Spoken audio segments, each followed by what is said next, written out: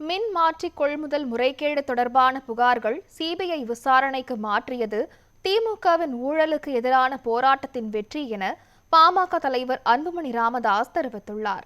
இது தொடர்பாக அறிக்கை வெளியிட்டுள்ள அன்புமணி, தமிழ்நாடு மின்வாரியத்திற்கு கூடுதல் விலை கொடுத்து 45,800 மின்மாற்றிகள் வாங்கப்பட்டதில் வாரியத்திற்கு 397 கோடி இழப்பு ஏற்பட்டது குறித்து சிபிஐ விசாரணைக்கு சென்னை உயர்நீதிமன்றம் ஆணையிட்டுள்ளது வரவேற்கத்தக்கது என தெரிவித்துள்ளார்.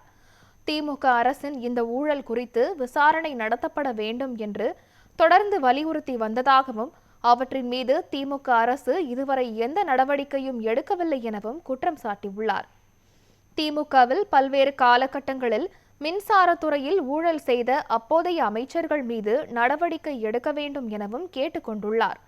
திமுக கடந்த 5 ஆண்டு ஆட்சியில் மட்டும் 6 லட்சம் கோடி ஊழல் செய்துள்ளதாக குற்றச்சாட்டு எழுந்துள்ளதாகவும், திமுக ஊழலுக்காக தண்டிக்கப்படும் எனவும் அன்புமணி தெரிவித்துள்ளார்.